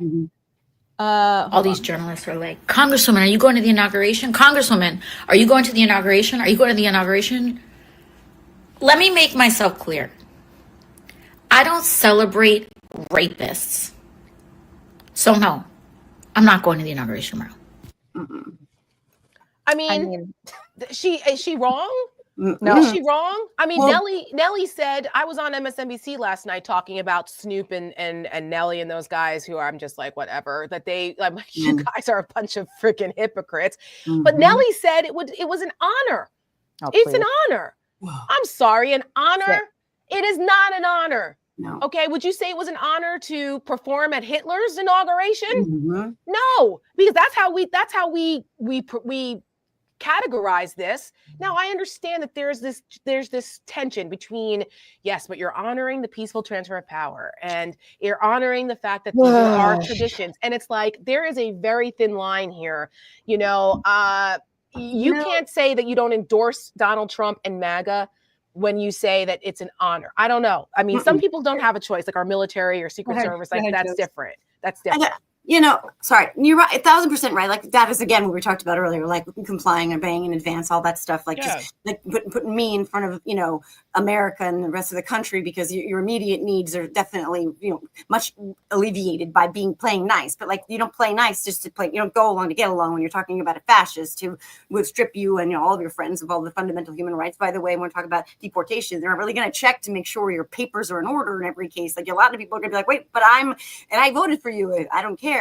But I want to really, really fast, just because, Michelle, like your clip, I hadn't seen that because I didn't watch it this morning, and the viciousness of that, right? That the mob-like mentality that we've seen on full display, not just on January 6th, but I saw people doing that this time around when they were trying to fence them in and pen them in to get them to line up to be, human beings, not like mindless lemmings who are just like brains, right? So they're doing it again, but like that vicious mentality where you get them to boo with such vitriol, right? That kind of mindset, we have to just take a moment and reflect on the fact that we woke up this morning to President Biden preemptively pardoning the police officers who defended that rotunda right there. Thank you for bringing that up. Right, the person who was sworn in today without putting his hand on the Bible. So, right, the person responsible for the image on the left, he is promising to pardon those people. Mr. Backs the Blue, right? All you Republicans out there who voted for Trump, who backed the blue, you're going to pardon those people, while Joe Biden had to protect our Capitol police officers who got beaten with their own shields and sprayed with chemicals, and many of them have taken their own lives. He is promising to pardon them. And they won't put up the plaques. They won't. I mean, I was with Harry Dunn the other night. Harry Dunn had to get a pardon today. Liz Cheney had to get a pardon. You know, Mark Milley had to get a pardon. Anthony Fauci had to get a pardon. The upside down viciousness, but that's why Biden had to do it. And I cannot believe we live in this reality. But that mob mentality where they're booing Obama like he's our enemy, where they want to hang Mike Pence. Right. Mike Pence goes. Right. What are you doing? Right. Like, I can't. I mean, Mother was right. I mean, I know. I never thought I'd give Mother props. I can't believe I'm giving Mother credit. Right. Mother kind of, and to me, you know, AOC's kind of right. It's like, I'm not going to go celebrate a rapist. Okay, fine. Actually, it's bigger than that. I'm not going to celebrate somebody who tried to overthrow the peaceful transfer of power. Exactly. That's what it is. And exactly. Listen, George Bush has a lot of blood in his hands. And I don't think he was a successful president. I truly think he was one of the most disastrous presidents. Before Trump, I would say he's probably the most disastrous president of my lifetime. Mm-hmm. But I would go to in a heartbeat, I would go to his inauguration. Because I believe that, yes, you have to respect the office of the president, even if you don't like or respect the person occupying it. But not when that president does not respect the Constitution, does not respect the office of the president and our government. That's the difference. And actively tried to undermine our peaceful transfer of power, actively did not participate. And guess what? Probably won't do it if the Democrats win in 2028. They're not going to do it. So, like, why are we? That's exactly and that was left out of a lot of the conversation, which was just infuriating because they don't put it in context. It applies to everybody else, but not Donald Trump and MAGA. That's ridiculous. But that's the media that's scared to death of what Trump is claiming he's going to try to do to the media, right? Take out the media. Kash Patel, the FBI director nominee, who should absolutely not be confirmed because, you know, we're going to take out the media. They're enemies of the people. It's a chilling effect. It's already having a chilling effect. Just look at the coverage. I want to say something about the pardons real quick. And then I need to show something that just happened, by the way. What is if you don't mind me just cutting in here. Yeah.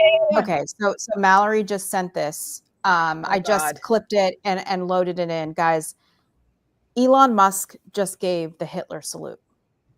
Excuse me? No. What? No. Please tell me that didn't happen. What? Oh. This just happened. Where is that? Is that at the Capital One Arena thing? Or where is this? Where did he just speak? I don't know exactly. Midas Touch posted it. Mallory, if you can find out where he did that, or Emily, if you want to post that in the chat with us so that we know. But that just happened. They're going to say that that's not what he meant. They're going to try to gaslight us. Yeah. Oh, of course. This is a man who is supporting a neo-Nazi party in Germany. Yes. I want everybody to be very clear on that who's watching this. Yep. This is not a one-off. This is somebody who's supporting a party that is so right-wing that they are the direct descendants of the National Socialist Party from 1945. In Germany. It's very important. That's right, Julie. Yes. And this is someone who grew up in apartheid in South Africa supporting it. Let's talk about the South African apartheid billionaire complex, right? I mean, because we're talking about the guy who owns the LA Times. We're talking about Peter Thiel, who grew up in South Africa. Elon Musk. I think there's a fourth one who I can't remember. But these are all people from Ackerman, one of them. Sachs. Yes, who grew up in apartheid South Africa, who are now not only billionaires, but having a direct influence on the flow of information in the United States of America. Okay, again, this is such a huge failure on the part of our American mainstream media for not pointing out who else. When you vote for Donald Trump, you're not just voting for him. You're voting for the circus of awful people. I call them the cacophony of kooks around him, but the awful people around him that are now empowered. Elon Musk is asked. There was another story this morning that he's begging for an office inside the West Wing. I think he's going to get it. Isn't it? He probably will. I mean, he bought an office in the West Wing. Good point, JoJo. Exactly. That these guys are buying their way. Like, you know, last night again on Jonathan Capehart's show, I was, you know, usually by Sunday night after all the stuff that's going on, I've had it and I don't care. And so between the Nazi reference about Hitler, you know, would you go to his inauguration? I also said, he asked, did Donald Trump break the billionaires? Because that's what they're trying to do, right? Oh, he broke the billionaires. I said, no, he didn't. Actually, that's right. They own him. I said, do you think Elon Musk is doing this out of the goodness of his heart? They own him and he knows it. This is purely transactional. And to Julie's point earlier about we need to continue to show these MAGAs, and not only the MAGAs, because some of them are, it's a cult and they're so far gone, they're never going to, I mean, they might revolt within themselves. That's all the Steve Bannon thing that's going on, which is interesting. And Laura Loomer, right? Like those people know that the oligarchs coming in actually hurts their movement, so they're like, wait a minute, they're going after them. So that's going to be an internecine warfare that we should pay attention to. Does anybody know where Bannon and Loomer, if they were in the Capitol, where they were seated in relation to the oligarchs? Because that would be very interesting to me. Well, the fact that we didn't see them in the shot, Julie, shows us that they weren't. No, right? They weren't seated because you would see. Was Bannon even inside the Capitol? I don't know. Was Bannon show up? I don't know. Was Laura Loomer even there, or were they relegated to the cheap seats somewhere else in like the Capitol Visitor Center? It's all very interesting, like those dynamics, because I think you're going to start to see some fractures within the MAGA movement themselves. And frankly, let them fight. It's already happening. Yeah, let them fight. I don't give a fuck. And there might still. Sorry, go ahead. No, that's okay. No, go ahead. There might still be within that party, right? There might still be those people who are reachable on this. You know, they remember the greatest generation, right? They remember. Well, we had a conversation offline the other day about this very thing. It's very personal. Obviously. Michelle says it all the time. I mean, Michelle, I'll let you know. Obviously, I'll let you tell your story. I just think it's so important because we can't forget. And what I kept thinking was all those men and boys who didn't come home fighting this fight, right? And what we've said for since I was born, since I was a baby, we've said that we lift those heroes up for what they did for this world, for this country. And Michelle, I know that's incredibly personal for you, but seeing that, I don't know if I want to throw up or cry. But Michelle, I mean, I don't know if you just want to take a second because it's like I'm a mess just inside right now. Seeing that. Sorry, I'm pulling the clip right now of the whole clip of him doing it, just with context, which by the way, they're already pushing back on, saying, no, he says, my heart goes out to you. That's what he's guess saying. What? Your heart doesn't do a Hitler salute. No, exactly. If your heart's doing that, your heart is. Your heart's not over here. Your heart goes like you go like this. You don't do that. Yeah. I'm sure that he choreographed this out ahead of time. Like, you know what I'm saying? Like, it's whatever. It's a dog whistle. Listen, it's a dog whistle to the people who need to hear it, and for everybody else, his heart goes out. Right? They know exactly what they're doing. Exactly. And I keep saying this again. We all have to, Democrats, wake up. Because wake up. This is what we're up against while we're sitting here tweeting out policy papers and speaking to Meet the Press and thinking we're reaching people this way. They've been organized for a really long time. And I will say, Michelle, while you're pulling up that clip. Yep. Tara, you and I have talked about this before. Roe versus Wade, and I just want to take a moment to say that Cecile Richards, I don't know if people know, passed away today. Yes, head of Planned Parenthood, who did more to preserve women's health care than anybody else, or one of the people who did more to preserve women's health care than anybody else in this country for generations. And so very sad about that, but also kind of poetic justice that she passed away today as this country is going to hell in a handbasket. But I want to add that Roe versus Wade was overturned in 1973. And since it got overturned, the evangelical movement started plotting. And it turned into the Federalist Society, which Tara, you said so well, started putting justices on the Supreme Court, but also starting to put judges into every branch of the judiciary, from the local to the state to the federal. And about 20 years ago, 3/4 or 2/3, I forgot the number, of all judges in this country were Democrats. Now it's much fewer than half. In 1978, I believe, Pierre DuPont, otherwise known as Pete DuPont of Delaware, started GOPAC, which was taken off, but then by Newt Gingrich and then our friend Michael Steele. I was a trainer for GOPAC. That's why I know it. That's why I know the tactics. I taught this. Yep. GOPAC created a whole farm team of state legislators who took over state houses and then went on to take over Congress. And these organizations exist. And as I've said, I've worked in Democratic politics for 30 years. We do not have a Federalist Society. We have something like it. Believe me, it is not even I don't even know the name of it. It's so ineffective compared to what Republicans have done. We, I think, have some sort of GOPAC type structure. It's a joke.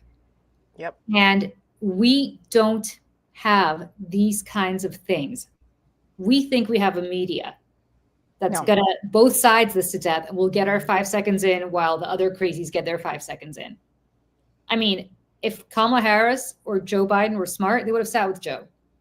They would have sat with JoJoFromJerz as opposed to spending time talking to Meet the Press or George Stephanopoulos. God bless them. Right. It's not as effective.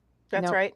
And so the reality is that this is what we are up against, and we have to build it. And it cannot be built in DC, and it cannot be built in New York City at CNN or MSNBC or out in Hollywood, because those people are gone to us. Yep. Gone. Yeah, it's going to be a citizen-led movement. I've been, thanks to Senator Boxer, and she's on our advisory board, and we love her. And, someone else who I've learned to appreciate, given her what a trailblazer she is and her wisdom and what she has done. Like, we were on very opposite sides back in the day when I was in the dark side, but I was there with good intentions, everyone. But, she said, she posted a quote from Robert Kennedy, Bobby Kennedy, the original, the OG, that says tiny ripples of not the crazy son. Tiny ripples of hope create a current strong enough to take down mountains of opposition. It creates that current. Tiny ripples. That's each and every one of us. This is going to be a citizen-led movement. The abolitionist movement, the suffragist movement, the civil rights movement. It was all citizen-led. It was the righteous anger of the American people that said enough is enough and came together. And it didn't happen overnight. It took building these movements, and they took losses. They didn't win everything until they did. Yeah. But that's what we've overcome these things in the past, and we can do it again. Michelle talks about how our great-grandfathers and our grandfathers in the greatest generation crossed oceans and continents to fight for democracy in other lands and shed blood for it. Nobody's asking us to physically do that. As children. That's right. My grandfather went at 17 years old. He lied about his age, and he went and fought in World War II at 17. My German great-grandparents came through Ellis Island here as German Jews, which I didn't know till my grandfather was 88, by the way, to escape what the Nazis were starting to do in Germany in the 1920s. So, we all have these stories. Julie's family came here to escape the authoritarianism of Soviet Russia. Joe, your family, you have Middle Eastern roots, right? Yeah, my dad came here as an immigrant when he was 17. We all have this. Michelle's family goes back to the revolution. So my family's been fighting in American wars since 1776, which is kind of overwhelming to think about. As much as I have immigrants in my family too, but Anna, who is on our ad team, she's one of the coordinating producers on our main ad team. She is the granddaughter and great-granddaughter of Holocaust survivors. She spends a lot of her time in the tri-state area as part of the 3GNY. It's a third generation of Holocaust survivors, and going to schools, public schools around the area, and telling the story of her grandparents. And she tells the kids, there is no question that is off limits. You can ask me anything. She said, because the last survivors of that struggle, not just the Holocaust, but the war, that entire period in our history, they're all gone, and they're leaving us. There's very few of them left to tell the firsthand account of what this was like. And after they're gone and the humanity of that story is gone, then it's just a page on a history book. And then we can no longer, as human beings, connect with it on a visceral and personal level. And so that's why it's just so important that we continue to tell these stories, not just people like Anna, who's obviously has this harrowing story of survival, but of our grandparents or our parents coming from other places or crossing oceans to fight against fascism. I mean, it's, Julie and I talked about this the other day. Last year you were in Normandy. In October of 2023, I visited Normandy in Omaha Beach for the first time.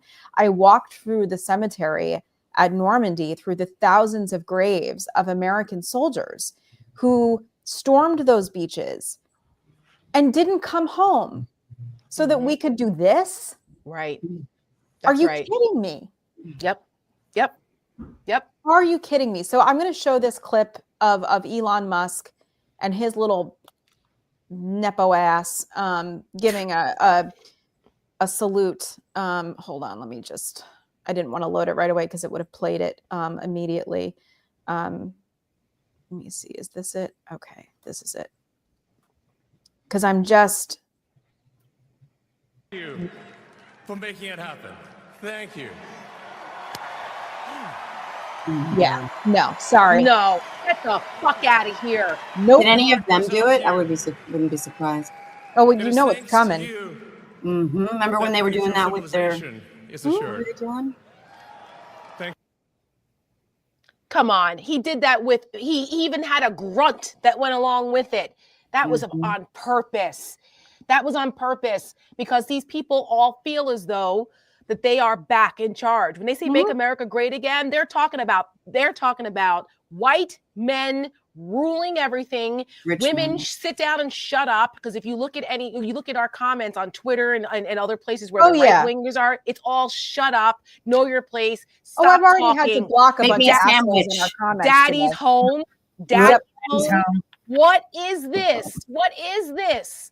So this is what we're up against, people. Because I say no. Oh, shut up, make me. Okay. No, and no. And I think that it's important that it's not going to be easy. Guys, it's not going to be easy. This is what we're up against. But we've done it, but we have fought back evil forces in the past in this country. We're in a little bit of a different, this is uncharted, but we've done hard things before. We might be out-dollared, but they're outnumbered by like billions of people around the world. Yes. And what they're doing is not sustainable. What they're building on is not sustainable, right? First of all, it's immoral, right? So that's actually, believe it or not, I do still have faith in the morality of core of this country. I know that sounds naive, but at the end of the day, I do think there is still a good thread in all of us, right? Yes. But we also have right, we have justice, we have facts, we have science, we have truth, actual truth on our side, and righteousness. And I think that those things, they last longer in theory as pillars than these things that are based on hate and vitriol. And look, I mean, they killed their own supporters with COVID because they convinced them that the vaccines were dangerous, right? So they killed their own. I mean, they literally kill off their own numbers. But it's going to be a battle. It's going to be hard. And they'll do it again. And they'll do it again because they don't care. And they don't care about them. And, it's the Sojourner Truth said that I will not allow my life's light to be determined by the darkness around me. That is what I look at. That's what I hope that we project for Seneca Project, what we're doing as collectively as women. And those of us, I hate the word resistance, but just for all intents and purposes right now, but that's what the resistance is doing. We have to be the light in the darkness. We can't let them extinguish it because that's what they want to do to us. They want to demoralize us. They want us to disengage so that they don't have any opposition. And we can't. Just like in Germany, World War II, after that, the Eastern Europe and the fascism that rose out of that and authoritarianism, there were still people that were fighting for it. And eventually the Berlin Wall fell and communism fell and they're trying to reconstitute. But we have to be the light in the darkness. We have to, because light will always win. And if you know your history, which I think we all do, what happened forget Germany. I can speak from personal experience, right? Because my grandparents, who I was very close to, lived through Stalin. And nowhere am I implying that we're at the Stalin level now, but this is how things begin, right? It's how it starts. There's a lot of parallels. Bit by bit by bit by bit. You normalize the unacceptable until you don't, it's like boiling a lobster, right? Just turn up the heat a little more and a little more. And a little more. And I can tell you that it's because of two things that he was allowed to do this. One was just people accepting it, because this is just the way it is. And they got tired, and there was, revolution, and there was World War I. And then they were so exhausted into submission. And two was fear. Yes. People were supposed to turn on each other. People were supposed to denounce each other. People were supposed to, children denounce parents. Mm-hmm. There was I grew up in the Soviet Union for a little period of time. Even in kindergarten, we were taught about this little kid who was this hero. I don't know if it was apocryphal or not, who turned his parents in to the authorities. The parents got killed, and the kid was lauded as a hero. And then the neighbors killed the kid, and the kid was basically a martyr because he died for doing the right thing, which is turning his parents in for, I think, hoarding food, literally. So I say this kind of like the Texas abortion law, where it's like they want you to spy on your name. Exactly, like your Uber driver is supposed to turn you in if he drops you off in front of the abortion. Right. So I only bring this up not because I'm making any parallels between what's happening now in 1920s, 1930s Soviet Union, or Hitler's Germany. But I say this because it is when good people, it's that Hannah Arendt quote, this happens when good people do nothing. Right. Evil triumphs when good men do nothing. Right. Mm-hmm. And that's exactly what happened. Mm-hmm. And that's what's going to happen here. So I want to reiterate what we started off with, which is I get that everybody's exhausted. I get it. That's what they're trying to do. Bannon talks about it all the time. Flood the zone, flood the zone. They're flooding the zone with bullshit to exhaust us. Yes. Mm-hmm. We cannot be exhausted.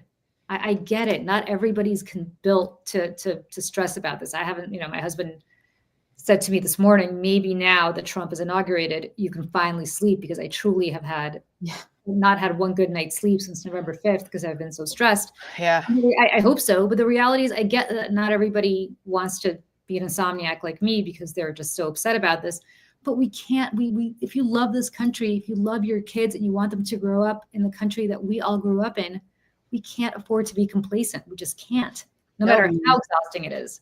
And if we all do a little, then no one has to do it all. Right? That's right. That's the tiny ripples, right? Yes. Tiny ripples create a current. That's each and every one of us doing our part, whether it's at the local level and you just start to get your neighbors involved, or you start a book club where you start learning about democracy and freedom and learning history. So you recognize when you see these things, whoa, wait a minute. And then how people were able to build movements to overcome them, whether it's to decide to run for a local office or a state office, whether it's you have the financial means to support candidates or organizations like ours or whatever, so that people can do that work, whether it's you just inform people. If you take people to the polls, it's just all of these little things matter. Whether you start a campaign on social media or get your friends to call offices, state, local, and federal levels to let those people who are elected officials who work for us, let them know you're paying attention. They will respond. So these are all little things that we can do that create movements. It starts with individuals. We can build movements, and we cannot let the lies and the conspiracy theories shadow the truth. We can't. One of the quotes I always put on my emails, I've had it for many, many years and never thought it would be this. It's attributed to Orwell, but we're not sure if he actually said it. But in a time of universal deceit, telling the truth is a revolutionary act. Mm-hmm. Yeah. That's what we're doing. Voltaire also said that if you get people to believe absurdities, you can get them to commit atrocities. Mm-hmm. And that's what's happening. People are believing this absurd bullshit on the MAGA side, which desensitizes them to commit atrocities and just making excuses for a fucking Hitler salute at an inauguration event in America in 2025. Yep. Holy shit, folks. And I just want to address really quick, because we get this a lot in our comments. People say, why would you play that? Why are you showing that to? I don't want to hear, I don't want to hear his voice. No. It's reality. I get it, but like we have to bear witness. We have to watch some of it. I didn't watch the inauguration today. I have no interest in doing that. However, I do need to know what's going on. Well, we did it for you, right? Like that's like we tag each other in. We tag each other in. Right. And it's like, I get it, but it's, don't kill the messenger here. like we're just trying to make sure that everybody's in the loop, right? Well, also live, as I kept saying earlier, you can't hide from this. You live in this country. You live in this world. Right. He's, whether you like it or not, he's here. That's right.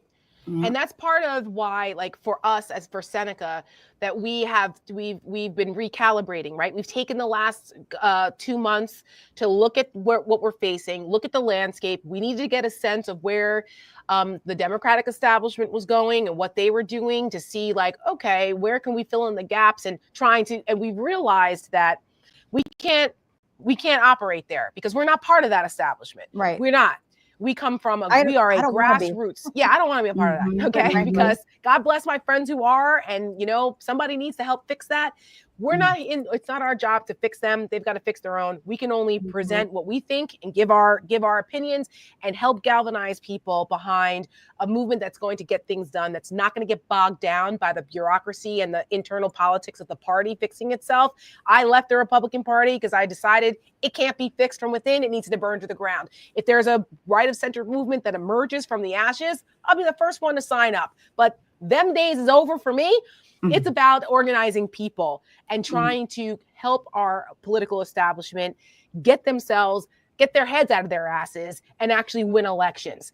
And so, I know a lot of people ask, like, well, what are our marching orders? What are we doing? Right. We're still formulating the exact plan, because there will be calls to action of specific things to do, particularly in places like Virginia and New Jersey, where it's election related, because Virginia and New Jersey have elections this year. There's governor's elections, there's state and local elections there. That matters. It matters. Just ask the folks that are in states that now have abortion bans, okay? State and local elections matter. So we will be getting involved in those elections, in those places, and telling people specifically what to do. There's also going to be, there's other things, like we're a small organization. We just started 7 months ago, right? So we are building coalitions. We're in the building phase now. And as we build that, we have to arm ourselves. We have to have a war chest. You have to have resources to be able to deploy the troops. You have to have rations stored up in order to use them when you need to. So this is, as we're kind of building the plane as we're flying it, because they never stop. Like I said, the other side never stops.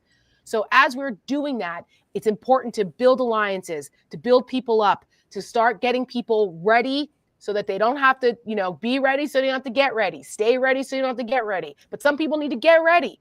So we're going to teach people how to do that. And a lot of it starts with our content, informing people. That way you can inform others, right? I mean, Thomas Jefferson said that an uninformed citizenry is like sending lambs to the slaughter, to the wolves. Right. So we have to make sure we are informed so that we can tell others and we can point out the hypocrisy. And that's part of what we do as a content organization, to be able to arm people with the hearts and minds stuff. Because you can't change hearts and minds and behavior unless you start here. You got to start with the hearts and minds. And that's what we are doing. That's what Julie's doing. That's what JoJo is doing by all of us coming together and pooling our resources, our experience, our knowledge of politics, our knowledge of policy, right? We all bring different experiences to the table, and collectively together, we're a powerful team. And this is how it starts. You build these coalitions, and every one of us connects to people in different ways. We all bring something to the table, and so can average everyday Americans. That's the only way we're going to do this. It's the only way. Do we won't go back? I think we should play it. Yeah, let's do it. Here we go. In July 1848, courageous women came together in Seneca Falls, New York, to start a movement. They dared to fight against treatment as second-class citizens. After After decades of struggle, women fought and won the right to vote, to work without discrimination, to control our bodies, to even open bank accounts without the permission of a man. Each one was a triumph against those who believed we didn't deserve them. Well, today, those hard-fought victories are under attack. Donald Trump and his allies are determined to send us back to a time when we had no say, no freedom, no choice. I got rid of Roe v. Wade. Do we want a future where our daughters have fewer rights than our grandmothers? Where their bodies are state property? Their voices silenced? Their opportunities erased? We say hell no. We won't go back. This November, we must take back what is ours, for ourselves, for our daughters, and for the pioneers of Seneca Falls. It's up to us. Do you believe in punishment for abortion? There has to be some form of punishment. Now, yes, that was for the election, but everything applies still. I hadn't seen that in a long time. I know. Thank you to Alex Borstein who voiced that for us. And you know, we put that out over the summer, but it still applies because actually in November, there are elections going on, just not a presidential one. But there's always an election happening. There are special elections coming up. If you live in upstate New York, there's a special election to replace Elise Stefanik. You know, all of these Republicans who are in the administration now, there are elections that are going to happen there. There's always something going on somewhere for something. So we have to make sure that we don't go back anymore. We've taken some steps back, unfortunately, with the election of Donald Trump, but we don't have to take it. We don't have to take it. We don't have to take it. I just want to say thank you to everyone who's been with us for the last 2 hours. This has gone it has gone so quickly. I can't believe that we've been on for 2 hours. Thank you to everyone who has donated to us on this. That is incredibly humbling for us. It's important. We appreciate you. Thank you. Keep it coming. The more we have, the more we can do. Yeah. But thank you. I do want to say that as much as, you know, we are investing in content and messaging, we're also investing in the means and mechanisms to make sure that people see it, because I think that those two things are very, very important, that they go in hand. So, yes. You know, we're committing to making sure that people see the things that we're doing as well. Yes. And that when there are candidates and in these races that can make a difference. I mean, the House is very close. The House is very close. If one or two people die off, you know, it could go the other way real fast. I mean, or get indicted or resign or whatever. I mean, it's really close. But, you know, between now and building up for the midterms, it's important that we can also be able to help some candidates where we can as well in different ways. So there's always places for the resources to go. And we are trying to do our part. And we appreciate everyone who has been so supportive of us. We appreciate folks. Please support Julie and JoJo. They have been stalwarts in this, incredibly important voices. We are joining forces. There is more to come from all four of us. If you liked what you saw today, there is more to come. We encourage you guys to like and subscribe to all of our socials, because we will be having an announcement coming soon about that. And that's how that we're trying to do our part as independent voices here, doing what we can do, because like I said before, we can't depend on anybody else but us. Final words, Julie and JoJo. JoJo, you first. I mean, I keep thinking about how you often frame, getting involved with Seneca Project as join us, right? Like that's what people need right now. And we've talked about this offline as well. It's this sense of community and this idea that we can all chip in our own ways. It's not one size fits all. A lot of people are looking to the question in the chat. They're looking for something to do. They need a direction where they can feel like they are participating in being the change that they seek. And Seneca and Julie, independently, you give people places to do that. I try to do that. Working with you guys, having a coalition with you guys, talking to you is cathartic for me, because I feel seen and sane and safe in this space, like not where I feel safe, where I can be, compliant, in safe where I can stand up and fight. So I love this idea of joining. That's it. That's what we have to do. That's the framework we need to take forward. And I think that's right. I think we need to build a community. There are more of us than there are of them. Mm-hmm. I say that all the time, Julie. That's so funny, right, Michelle? I say that all the time. They are as good at communicating as they are, and they're very good at it. there are still more of us than there are of them. Some of us didn't come out to vote, which is why he got elected, but still there are more of us than there are of them. And so that's what we're trying to do. Please just join us, because we have to stop looking for a messiah to save us. Nobody's coming to save us. Not our congressmen, not our senators, not our governors. It's us.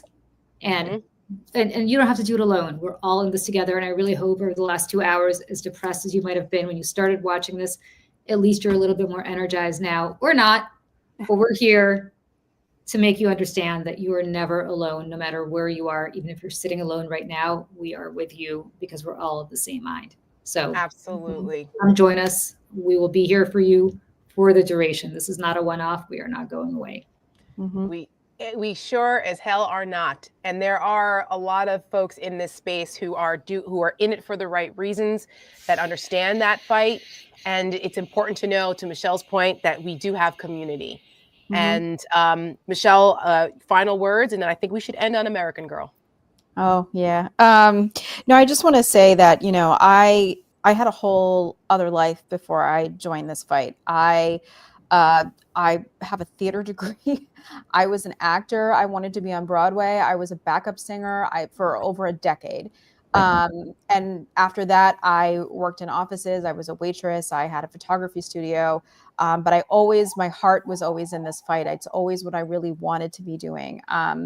And by some luck, somebody I met through volunteering in Upper West Side politics was working at an organization that had an opening for an internship. And so at 37 years old, I took an internship during COVID to start working in politics and trying to fight back against Donald Trump. And for that reason, I worked my ass off, and I am sitting here with you today. So wherever you live, whatever your background is, however old you are, if you're a man, a woman, does not matter. You just put your heart and all of your time that you have to give into this. And I promise you will find your people, you will find your lane, you will find your way to make a difference in the way that you can. And I promise you, you will sleep better at night. You will wake up in the morning with purpose and something to do.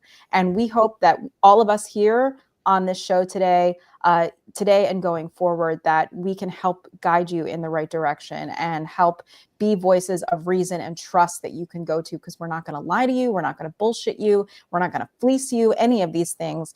And we're with you 100% all the way through this. That's right. Every part, every person, every spirit collectively matters. It all matters. And so we're happy to be in this fight with you. Thank you, everybody. We're going to show American Girl, because as women, there's another aspect of this for us, why this is so important. But this is the spirit, and this is what we're going to do. And this is, it's up to us. So thank you for being a part of it with us and joining the fight. We'll see you guys soon. We'll see you guys on Thursday for the stakes, but make sure you subscribe to our email list and everything else, and our socials for another announcement for something else coming your way. Thank you, guys. Thank you. Women's suffrage is a long story of hard work and heartache crowned by victory. Was it so hard being an American girl? Women throughout the country are committed to winning these rights for themselves. Was it so hard living in a first problem world? I'm Connie Chung, CBS News, New York. When the American promise is the land of the free, but I'm waiting for the bill for the air that I breathe. Was it so hard being an American? I do. I pray that we all remember our children are watching. Every heart beats true for the red, white, and blue. Tell me, girls, what are we gonna do? Every heart beats true for the red, white, and blue. Tell me, girls, what are we gonna do? Every heart songs to all the free and American girls. What are we gonna do? While I may be the first woman in this office, I will not be the last.